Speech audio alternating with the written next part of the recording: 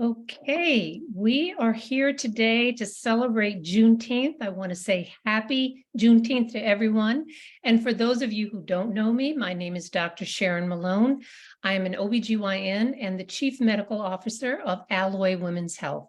And Alloy, if for those of you who also are not familiar, Alloy is an online telehealth company that provides education and access to menopause-trained doctors and hormone replacement and other medications delivered directly to your door. Now, I am joined today by my dear friend, Dr. Jane Morgan. Dr. Morgan is a cardiologist, and she is also the community education. She's the executive director of Health and Community Education at Piedmont Hospital in Atlanta. She is also the creator of Stairwell Chronicles. And this is a little tidbit that many of you may not know, but Jane is also the mother of CNN correspondent Omar Jimenez. And if you've not seen him, I promise you, you will. And that is really where I'd have to say Omar gets his screen cred from, because Jane is also, for those of you in the Atlanta area, you may have seen her on multiple TV appearances talking about COVID and as well as other health issues. Now, I know that many of you have questions today, and we are here to talk about the menopause disparities as it relates to African-American women, and what a befitting topic for Juneteenth. Now, for those of you who may not be familiar, I just want to give you a little bit of a rundown of what we are talking about today and how this differs for women of color. Now, the average age for menopause, and when I say menopause, I mean having had your last period, and that's confirmed a year later. So we know for sure you've had the last one. The average age for that is about 51 and a half. For African-American women, menopause tends to start earlier, almost a full year earlier than for white and the general population. African-American women also have more symptoms. The symptoms are more severe and last longer. And that transition, which is the period of time between when your periods have started to change, and this is also called perimenopause, this can go on for as long as 10 years. So the traditional symptoms that we talk about, hot flashes, mood swings, sleeplessness, and the other 30+ symptoms of menopause, just know that with studies that have been following women longitudinally, we have found that this hits really differently for Black women. Now, in addition to that, and I think what is more disturbing is that even though Black women are often more symptomatic, they are least likely to complain of these symptoms to their doctor. And when they do complain to their doctor, they are only half as likely to get a prescription and get relief for their menopausal symptoms. And I want this conversation to really focus on menopause and also some of the longer term health implications of what happens at menopause. And that's why it's so important we have Dr. Jane Morgan here, who is a cardiologist. And what I'd really like to set up for you is the fact that menopause is also a time when your cardiovascular risk goes up. Prior to menopause, women have about half the risk of heart disease that men do. But then something happens at menopause. And I'd like to ask Dr. Morgan to please explain to our viewers, what are those risk factors and what happens to women at menopause? Thanks so much, Sharon, for having me today. And this is such a sage and timely conversation, not just for Juneteenth, but for us to understand really what is the interaction of our hormones and our heart, because we don't often think about them, and not just that connection for Black women and Black America, but really for all women. What is this connection? We certainly suffer more, but we need to understand what these hormones mean. When we look at the heart and we look at the progression of heart disease, we are beginning to understand that a lot of that has to do with inflammation. And you may or may not have heard about that. So inflammatory processes that occur inside of your arteries. We now are beginning to understand that estrogen actually has anti-inflammatory properties. And so what happens during menopause is your estrogen levels begin to decrease and continue to drop and drop and drop. That is why your risk of a heart attack or some type of heart event tends to equal that of men on the other side of menopause than prior to menopause when your risk was a lot lower. That's why Sharon and I thought it would be great if the two of us got together to really have this discussion of what is the significance of this transition in a woman's life and what we need to do to empower ourselves to make certain that we can understand and advocate. Because as Sharon well knows, many physicians are also not familiar with this transition in a woman's life. And in fact, when we looked at a recent survey, only 26% of primary care physicians were comfortable managing a woman's heart symptoms. And if you can believe this, only 42% of cardiologists were comfortable managing a woman's heart symptoms, mostly because, if you think about it practically, most cardiologists are men. And we still, in this society and within our culture, have a very high tolerance for the suffering of women and the suffering of minority populations. Our tolerance for that is high. And so your symptoms are more likely to be minimized or attributed to other things. Right. And I think that is a big misconception that people have to be aware of, because I don't think that even the general population, women don't realize how much at risk they are for cardiovascular disease after menopause. Mhm. There are a couple of other things that happen to you at menopause that increase your risk. One of them is type 2 diabetes. And type 2 diabetes tends to go hand in hand with weight gain. Now, the one thing that happens to you at menopause is not just that estrogen affects your weight positively or negatively, but what estrogen does do is that it matters where that weight goes when you gain it.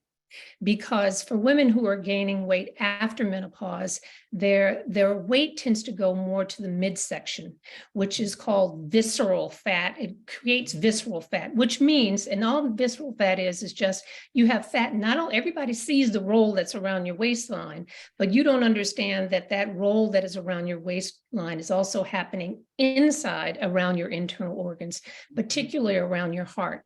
And as Jane mentioned, that issue of inflammation also happens there and increases your risk for heart disease. Another thing that happens for women, and it starts in the perimenopause and continues through menopause, is hot flashes. Now, we tend to laugh. Everybody thinks hot flashes are funny and, go get a fan and, stick your head in the freezer. It's not there. These are not benign things. The other thing that we have found with what's called the SWAN study, which is the study of women across the nation in menopause, we found that women who have more severe hot flashes, that is also an independent risk factor for cardiovascular disease. Now, that is something that I think if more internists, more primary care doctors, and even OBGYNs understood that link between hot flashes and developing heart disease, they might be a little bit more, they might be treat those hot flashes, because it's not something that's going to last for 6 months and go away. As I said, these symptoms may go on for years. The other thing that is a risk factor for heart disease that happens at menopause is this increase in the risk of type 2 diabetes. And Jane, can you talk to us a little bit and tell us why is it that type 2 diabetes increases your risk for heart disease? When we look at type 2 diabetes, so diabetes is not all equal. There's type 1 and type 2. Type 2 is the type that is associated more so with obesity and advancing age. Type 1 is the type, this is generally speaking of it at a very high level, that is insulin dependent. And you often can see that in children. So when we look at type 2 diabetes, which is generally the one with which we are familiar, what you see is this insulin resistance. So you have enough insulin, but it's not really able to penetrate these cells of your pancreas such that you can utilize your glucose, those sugars, appropriately. And so what happens? Sugar levels are increasing. You begin to gain weight.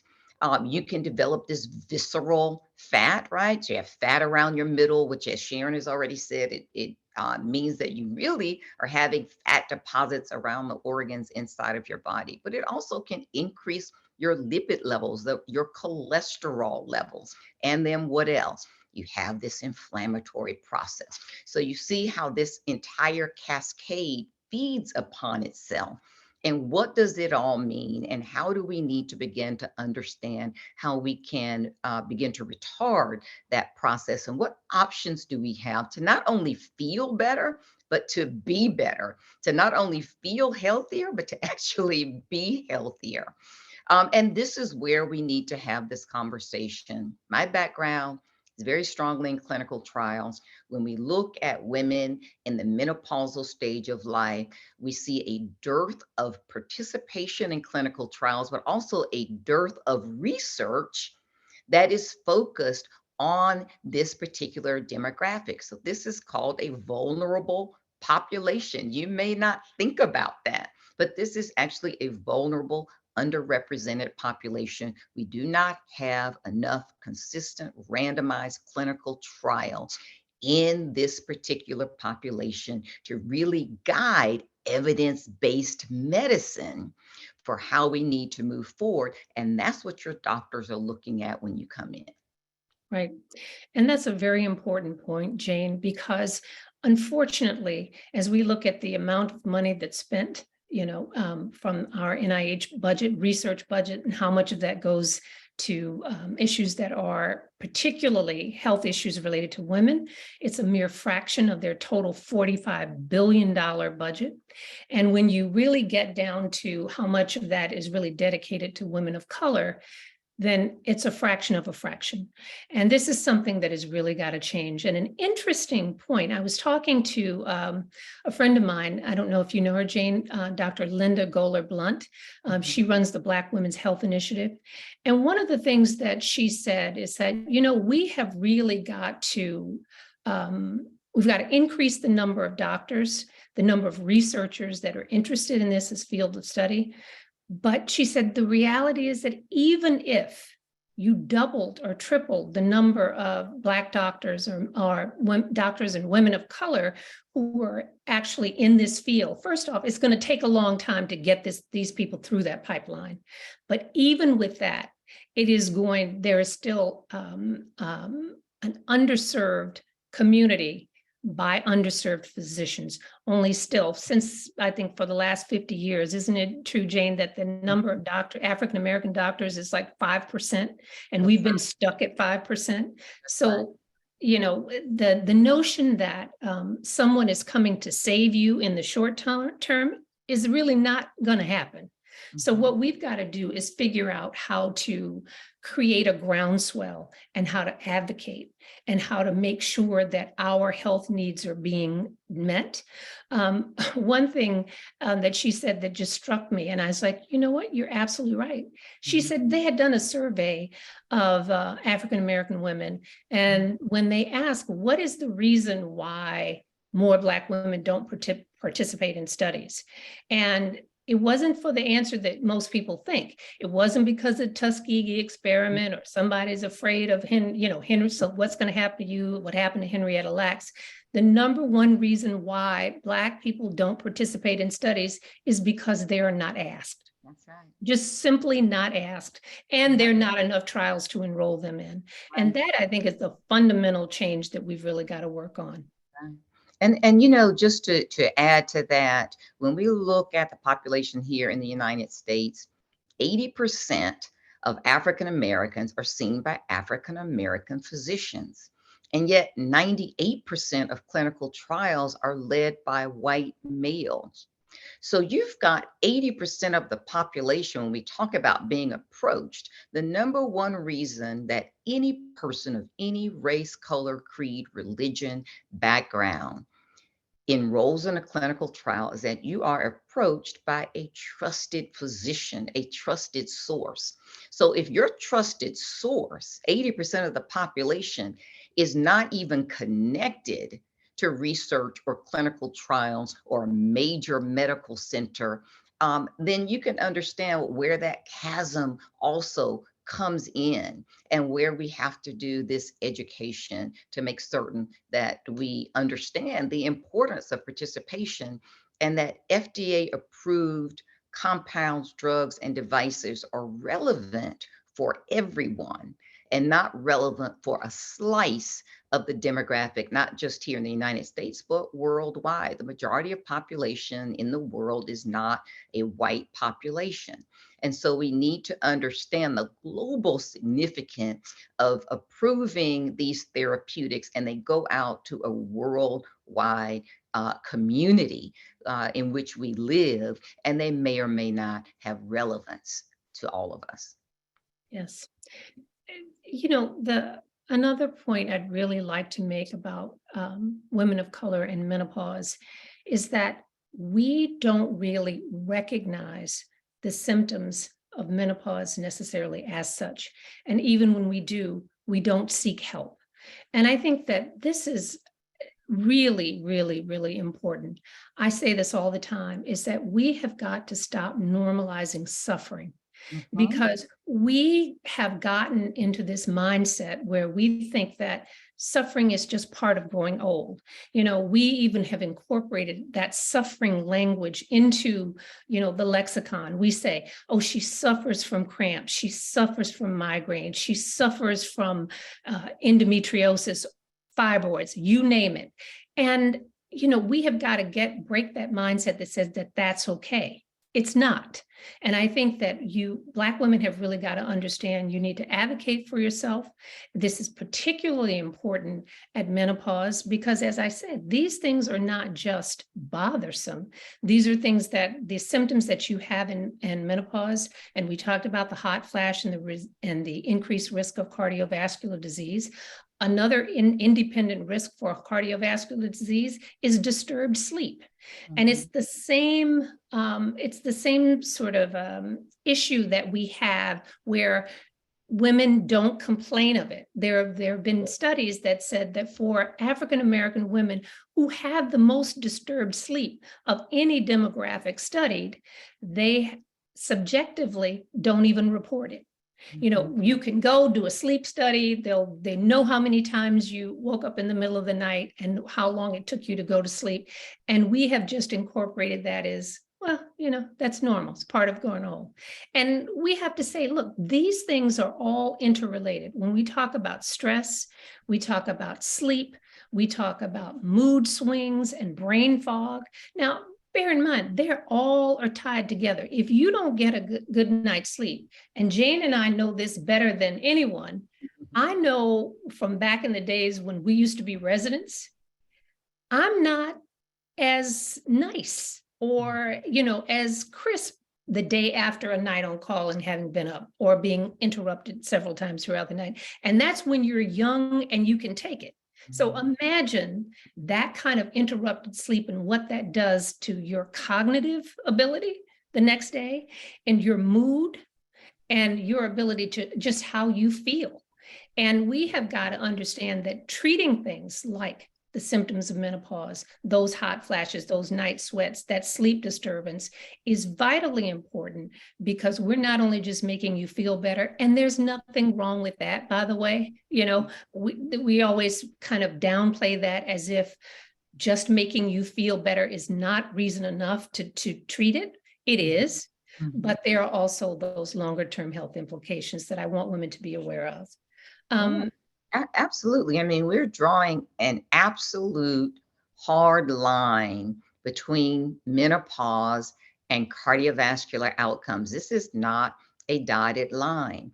And not only, as Sharon says, do we minimize our symptoms at menopause, we then, with an increased risk of cardiovascular disease, since our menopause symptoms have been minimized, now we have an increased risk of heart disease. We minimize our heart symptoms as well. The Yes. symptoms of a woman may be different from a man. And what do we say? If sometimes you may not have this crushing chest pain, shortness of breath, you collapse in the street, this big dramatic event where everyone comes and rushes to save you. You may have something, you may just be chronically tired. You may have chronic back pain, or you might have jaw pain that might take you to the dentist. You may feel run down or as if you have the flu, when in fact, you actually could be suffering a heart attack. And it's the reason why women postmenopausal, their first incident of a heart attack that takes them to the hospital is oftentimes fatal as opposed to a man. It's not because your heart attack is larger, it's because it's gone on for such a long period of time while you have minimized those symptoms. And here's the scary part, your doctor may have minimized them as well. Yes. That's where we get back to that. So we've got to be able to step up and advocate. And Sharon and I are drawing a direct line between menopause and heart disease. You have to look at the two of these going hand in hand. And what is our tolerance for suffering in our culture for women and for populations of color? We must not normalize that. Right. And you made a very good point, Jane, is that again, even when women complain, they go to their doctors with these symptoms, Mhm. they are more than likely not going to get these symptoms addressed. And I think the number is something, and you would know better than I, Jane, but there's something like 50% of, Mhm. of women who come in and they get an EKG, they have evidence of a prior heart attack that they didn't even know they had. That's right. That's right. For all of those reasons that I stated, not only do we minimize our symptoms, your doctors will also minimize our symptoms. That's where I get back to there's not even a large percentage of physicians that feel comfortable managing a woman when she comes in really with cardiac symptoms that are considered atypical. And we've got to get away from saying a woman's symptoms are atypical. Maybe it's the man's symptoms that are atypical. Maybe we're Right. actually having the normal symptoms. And we need to make certain that we learn what the normal symptoms are first and then extrapolate it to the atypical. So That who's is to say which is who's having the normal symptoms or not? That is exactly right. We are using the standard of men to That's sort right. of dictate how we are seen. And we're 51% of the population. So, okay, we got to leave that behind. I think that one of the other things, and I want to hit on this just briefly because we certainly don't have time to go in this, but here's another link that I want women to sort of make is that when we talk about just briefly about Alzheimer's, Mhm. and the reason why you need to know what the cardiovascular risk factors are is because the same risk factors for cardiovascular disease are the risk factors for developing Alzheimer's. Mhm. And they sort of go hand in hand. You start to see, this happen in women who are postmenopausal. Mhm. The other thing that we have found is that for women who take hormone replacement therapy after menopause, they have at least the evidence is showing at this point that there may be a decreased risk in Alzheimer's. So you don't even have to do two different things. We're not asking you to do two different things to decrease one and decrease the other. So I want to just take a moment or two, Jane, before we get to questions, is that I really want to run through so people leave here today with knowing what are the things that you can do to minimize your risk of heart disease. And I think, Sharon, you hit on a really big one that we don't think about, our sleep. And it's not just duration of sleep, it's the quality of sleep that you are receiving. Constant interruptions of your sleep have a pathophysiologic process that lead to what? Inflammation. There's that word again. You have an inflammatory process that's triggered just by chronic interruptions of your sleep. That's why people with sleep apnea have an increased risk of heart disease. Not only do they have chronic interruptions, they have that low oxygen level. Think about weight and what we can do to decrease our weight and to make certain that we do not carry around a lot of weight for a long period of time. We are understanding now what it means, the toxicity of obesity. It's not being overweight, it's how long Have you carried that weight, the duration of time with that? And certainly there are all types of socioeconomic factors, including access to healthcare, who gets it. And quite frankly, even if you have healthcare, the type of insurance that you have in the United States, insurance is not all equal.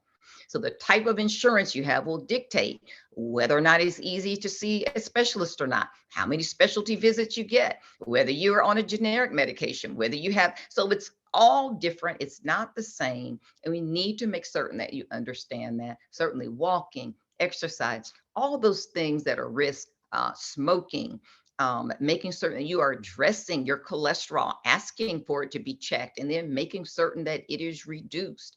So, and blood pressure, we cannot forget blood pressure. We certainly don't have enough time to talk about blood pressure, but these are all things that you can begin to think about. Don't be overwhelmed with the whole list that I just gave you. Maybe pick one, just pick one and Right, just start there and begin to have these conversations with your doctor. right. And if we have to say this again and again and again, how important exercise is, Mhm. because I think, I used to hear this from my patients a lot. I'd say, you really need to exercise. And they'd go out and they exercise and they would say, Dr. Malone, I exercised and I didn't lose any weight. And I say to you, I don't care if you lose weight. I do, but Mhm. my point is that the benefits that you are getting from exercise, you are getting whether you lose a pound or not. And I think that all the studies have shown that exercise as a way to lose weight is a fool's errand. If that's all you're doing, you are not going to lose weight, because if you're like me, I exercise, but I Mhm. also have an extra something on the day that I exercise, such that Mhm. when you think about it, my calorie expenditure may even go up, on that day, but I eat it back because I had something else, because I reward myself because I went to the gym. Mhm. But please, please, please, losing weight is not the point of exercise. It is really to increase your cardiovascular fitness, is what we're really talking about today. Mhm. And I want to get back to the issue of, of hormone replacement, Mhm. because I think that not enough doctors understand and have taken the time to really do a deep dive into the data. They're still talking about information about a study that was done 21 years ago, and it's just not true. I think for women who take hormone replacement therapy, provided you have none of the contraindications for taking it, there is overwhelming evidence that is pointing in the direction that it decreases your risk of cardiovascular disease, if nothing more than by decreasing all those things that we talked about as risk factors: the sleep disturbance, the type 2 diabetes, that visceral fat, you tend to put more of it on after menopause. If you minimize those things, maybe the bank shot is that, and decreasing inflammation as well, is decreasing your risk of cardiovascular disease. So literally, don't sleep on that. And I think that when you go to see your doctors, you have really got to, I don't think you ask, I think you really demand that, that they address your issues. And if they don't know, or if they're still telling you something from 20 years ago, then you should go to menopause.org and pull up the 2022 hormone replacement, so the guidelines for prescribing hormone replacement therapy, and addresses all of these things that we just talked about, particularly as it relates to cardiovascular disease, and give that to your doctor and say, hey, you might want to read this, because these are the reasons why it's important, not just because I'm concerned about vanity or anything else, but this really affects long-term health. Um, I You know, want to take, before we run out, I want to say, we want to take a few questions. I know that some of you sent some in ahead of time. So I'm going to ask Kristen to join us and see if we have a few questions that we can answer for everyone today. Yes, we do. Thank you, Dr. Sharon. I appreciate the intro there.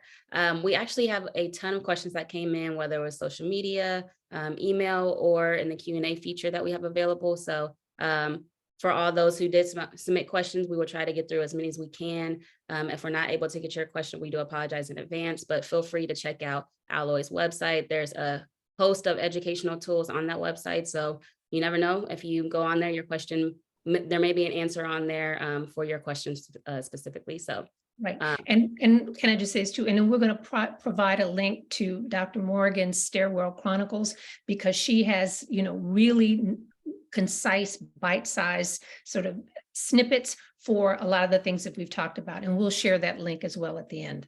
Yes, absolutely. Okay, so for the first question here, someone submitted this and it says, I'm 57 and on HRT, specifically estrogen patch and progesterone IUD. And my doctor is asking how long would I like to be on it? So if we could just really talk about the timeline as a whole, when it comes to how long, what age are you supposed to start it? All of those type of things. Yes.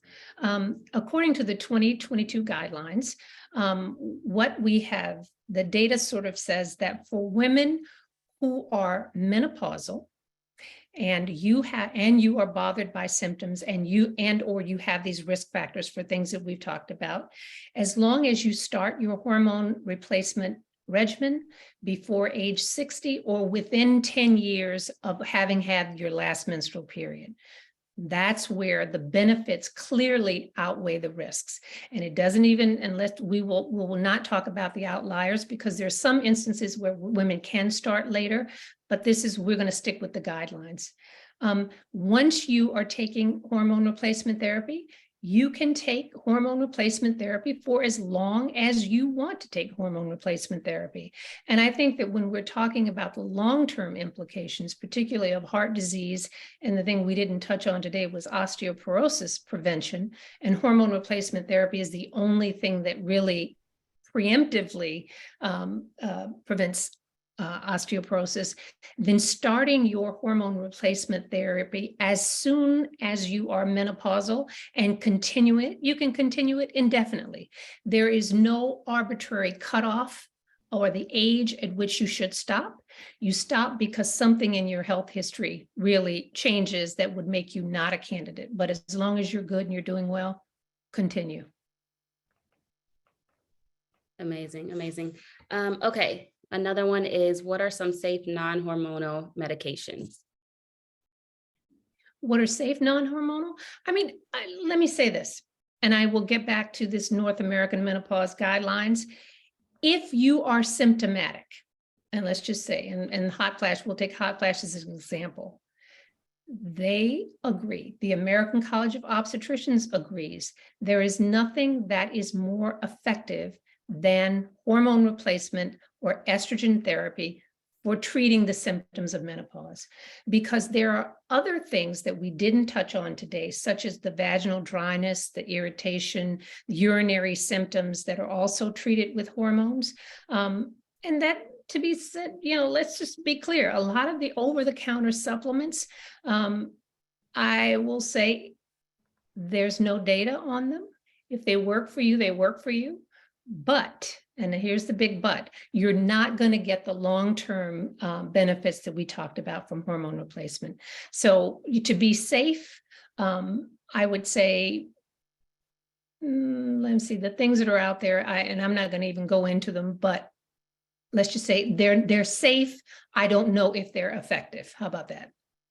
And to add to that is, which is one of the reasons that I'm here, is that do any of these other supplements give you health outcomes that reduce your risk of a heart attack or a cardiac event later? That's the whole point of drawing this line between menopause and heart disease, for you to understand that.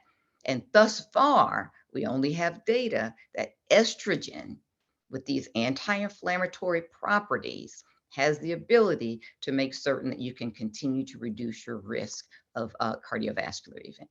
Right. And I'm going to make just one additional point on that, is that rather than do supplements, if you want to go a non-hormonal route, and this goes for everyone, but particularly if you're going to eliminate that as a possibility, or you cannot take hormones, diet. And that's the one thing that Dr. Morgan and I did not really get to, but you are far better off. Whatever it is you're trying to get in a supplement, you are better off getting it from your diet, because one of the other risk factors for cardiovascular disease is really highly processed foods. And you know what they are: chips, cookies, all the things that taste good, bacon, all of that. It is because these foods contain chemicals and added sugar, added salt, things that your body really does not know what to do with. And they make certain cardiovascular risk factors worse by taking them. So I would say if you want to spend your money on something, I would say spend your money on good, high quality, whole foods rather than trying to make up the difference and take supplements in a pill form. Thank you both for that. All right, this next one is a two-part question. How do we push the needle on research? And also, how can I find out about a study to participate in? All right, Jane, do you have any cardiac studies that they can participate in? Uh-oh, Dr. Jane is frozen. I'm going to tell you this. You can go online. You can go to NIH and see, I think there's a website called When We Trial, which actually will list studies and things that you can sign up for. But a lot of that is also to ask your doctor. Your doctor should, if they don't know, they personally don't participate in a trial, then they should be able to get you to someone who does. And we'll also provide some resources and places where you can go and sign up, because there are a few of them.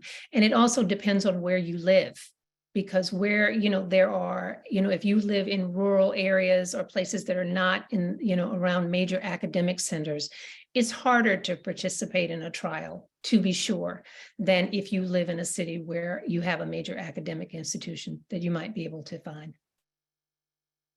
Thank you, Dr. Sharon. We did lose Dr. Jane, but she's going to try to rejoin here shortly.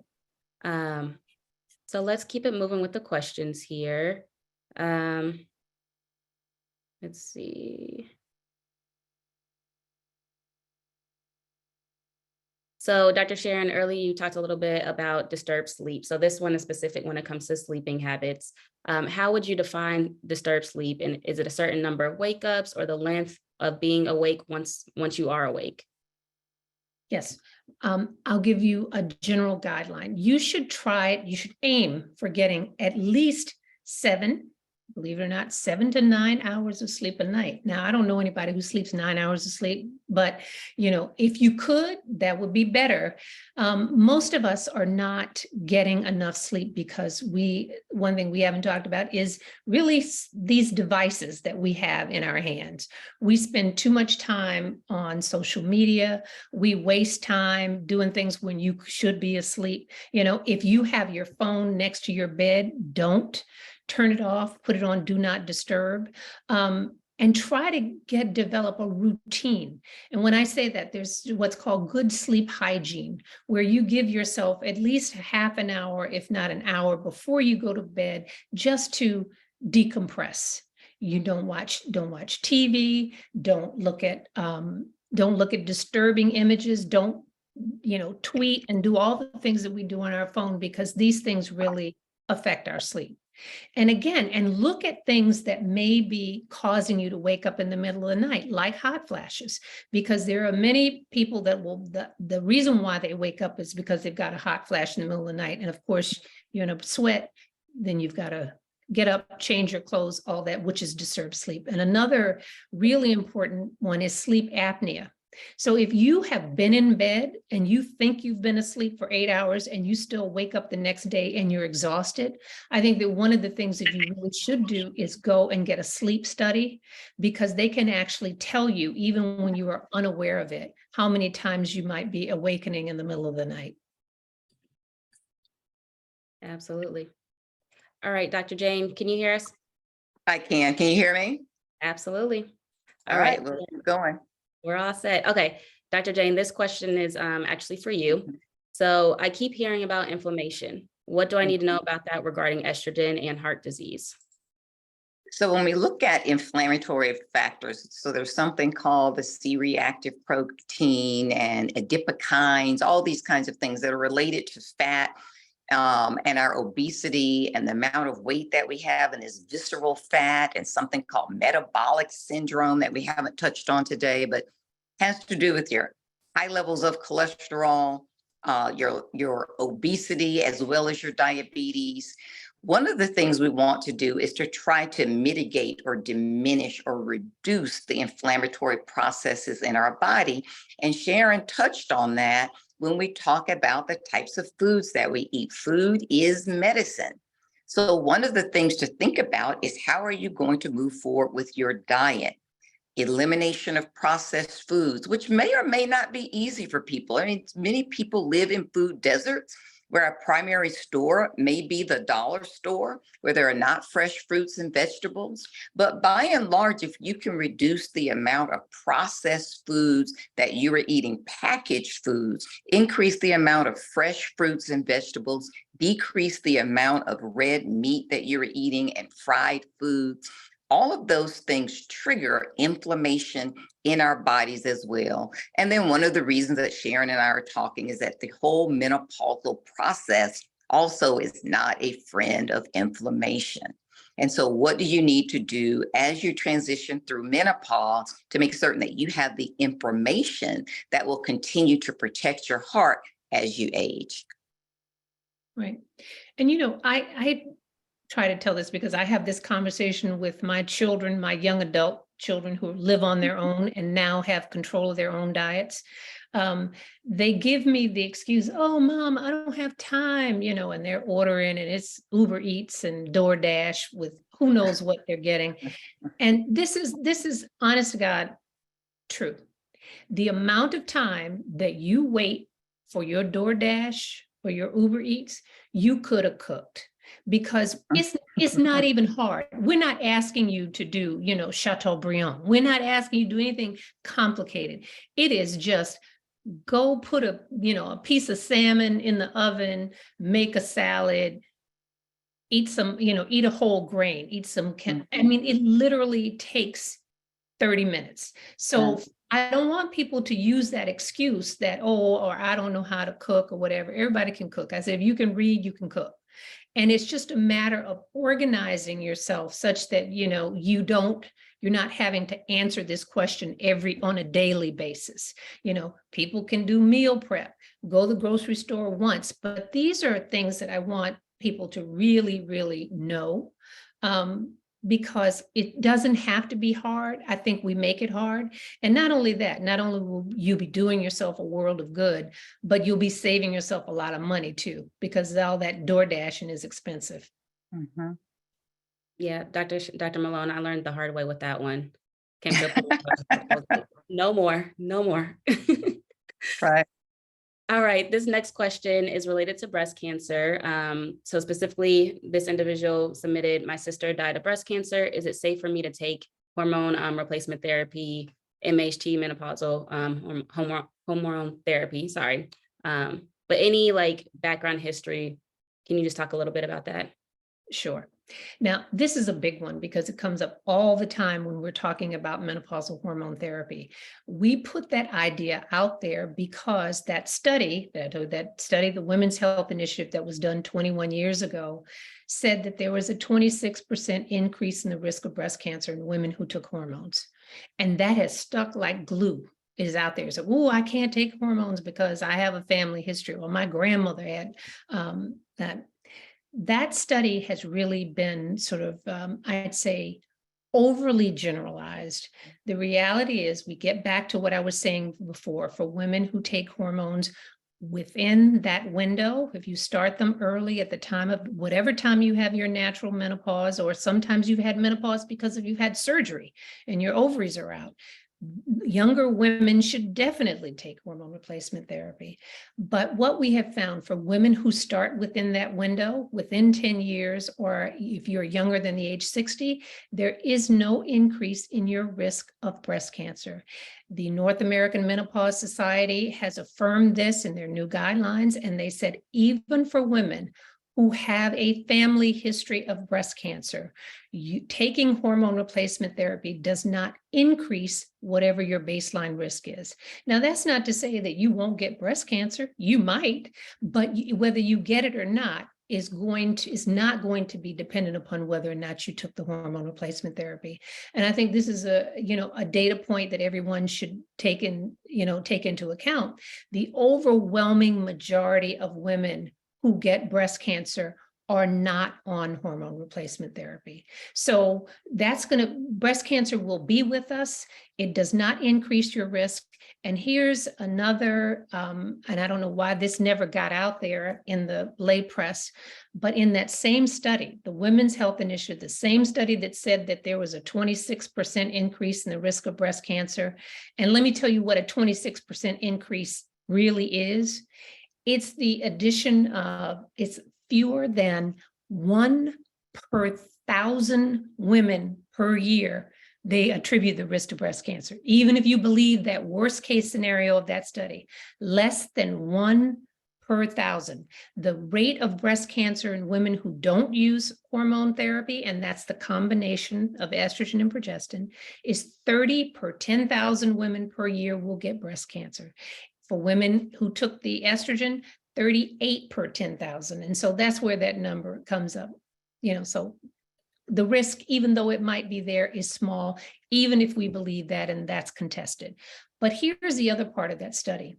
For women who took estrogen only, because with hormone replacement therapy, if you've had a uterus, you don't need to take estrogen and progestin. You can just take estrogen by itself, because the only reason the progestin is there is to protect the lining of the uterus. So no uterus, no progestin.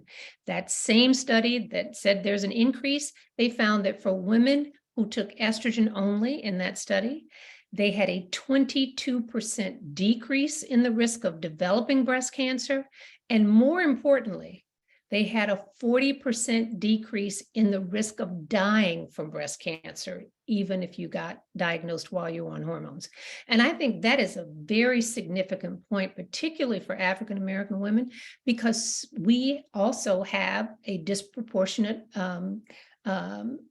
rate of getting hysterectomies. So there are all these women out there who have had hysterectomies where it's even a better idea for you, because not only are we going to be addressing the cardiovascular disease, osteoporosis, type 2 diabetes, but we may actually be improving the incidence of you getting breast cancer, making sure that it's lower, and if you get breast cancer, decreasing the risk of dying. So long way of saying a family history is not a reason to not take hormone replacement therapy. Even if you have a family history, even if for women who have the genetic variant, such as the BRCA1 and BRCA2, even those women, once they have had their surgery, either a mastectomy or have had their ovaries removed, they too can take hormone replacement. Thank you for all of that, Dr. Malone. All right, this next question is for both of you all. How does micro and macroaggression intensify the symptoms of menopause? Can you all talk a little bit more about that?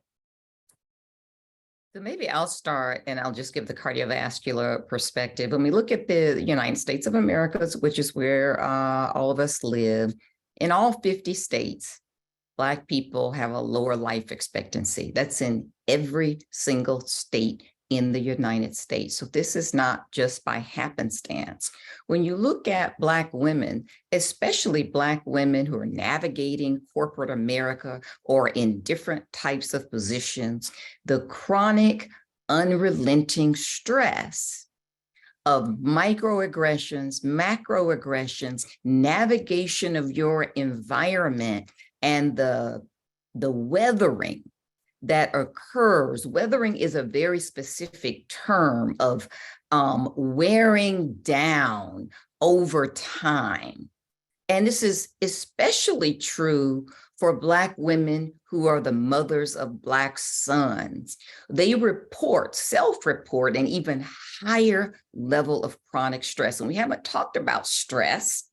Stress also increases the inflammatory process and increases not only the risk of cardiovascular disease, the actual numbers of heart attacks that we will see. So this is not innocuous microaggressions, macroaggressions that we experience on a daily basis within our culture. Again, this high tolerance for suffering and for injustice as we talk about this today on Juneteenth. So absolutely, absolutely correlated with data and numbers to poor outcomes from a cardiovascular perspective.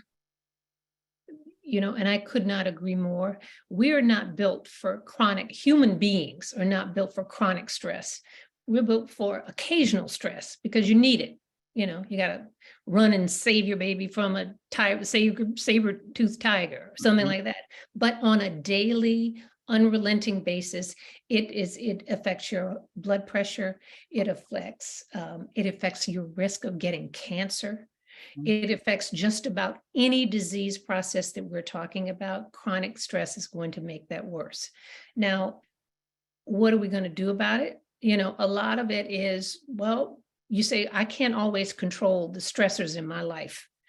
But what you can do is not minimize it and know when you need to get help and figure out the things that you can do, be it exercise, be it prayer, yoga, talking to your friends. Do not internalize that stress because you are doing yourself no good by doing so. Thank you both. Okay. Okay, I think we have time for one more question here. And while you all are answering, I'm going to drop some of those resources in the chat. So everyone feel free to take a look at those. Okay, so this last question here is, how do you know if you are, I don't think we covered this. How do you know if you are in perimenopause or menopause? How can you tell the difference? Okay. Perimenopause is way harder to know where you are just than menopause, because menopause has a definitive end. You're in menopause when you've had no bleeding for a year, you're in menopause. Or you've had surgery, ovaries removed, you've had a hysterectomy and your ovaries removed, you're in menopause. Sometimes you can be in menopause from chemotherapy or radiation, where you go into menopause earlier than the normal age. But for perimenopause, it's kind of nebulous. But I think here's a good rule of thumb. If you are over the age of 40, you're probably in perimenopause, whether you're having any symptoms or not, because you don't have to have symptoms for these sort of hormonal changes to start happening in the background. So if you're over 40, you probably assume that you are. Some women, it's even earlier than that, but particularly if you start to experience symptoms, those same symptoms that we talk about, the hot flashes, mood swings, sometimes it's irregular bleeding. And that also will sometimes be the first sign that that women are in perimenopause. So it's not really a diagnosis that's made by a blood test or a sonogram or a physical exam. It is really based upon your age and or symptom profile. But again, you don't even have to have symptoms. We know that your periods are not going to last forever. They will stop. So just think about it. If you roll that back 10 years, you're in perimenopause during that entire transition time from your peak reproductive years, usually that happen in your 20s and 30s, until you get to menopause when you're 50s. And perimenopause can happen anywhere in between. Mm-hmm. And think about that human beings are the only animal species that really live beyond our reproductive years. So we really have no animal models. And in fact, even in human beings, in Homo sapiens, which is what we are, this entity of longevity is only something that has really occurred in the last 100 years or so. We really didn't live pretty much beyond 35 to 42 years of age for centuries and centuries and centuries. And so as we have these questions and are moving forward, this is all in many ways relatively new. We saw at the Women's Health Initiative, there's a stumbling block. Now we need to reset. We need to understand what is the correlation with cardiovascular disease. How are we going to speak up so we can continue to push research forward? So this concept of longevity is very singularly human, because other animal species don't live really beyond their reproductive years. Right. So I would like for everyone to think of not menopause as something to dread, but menopause is actually, that's the bonus. That's what you get for the privilege of living longer. Mhm. So, we're here to say that it is not something that you're like, oh my God, it's dread and disease. It's not. I think it's safe to say Jane and I are menopausal women. We can speak on this. And there's a lot of life to live, and how you choose to live that life, the quality of those years, which will encompass as much as a third of your life. You'll spend more time being menopausal if you're lucky than you did spend in your reproductive years. This is where we're trying to really have the most impact, not just on the length of your life, but the quality of your life. Absolutely. All right, thank you both, Dr. Morgan, Dr. Malone. We are at time here, so listeners, we did put information in the chat there for you to utilize those as resources. Definitely check out Dr. Morgan's Stairwell Chronicles series there. She has a bunch of education on her YouTube channel, amongst all of her other social media channels. Dr. Sharon also has a website that you all can check out, just to learn a little bit more about her and what she does. And then Alloy, we have our website, it's www.myalloy.com. Check that out. And we are offering a coupon today as well for first-time customers. So it's $25 off. And if you use code Juneteenth, fully capitalized, you'll be able to get the $25 off. Dr. Jane, Dr. Morgan, anything else you all want to, Dr. Jane Morgan, and Dr. Sharon, is there anything else you all would like to add before we wrap up here? Happy Juneteenth. Happy Juneteenth. It was a pleasure. Thank you all. Enjoy the rest of your day. Okay, bye-bye.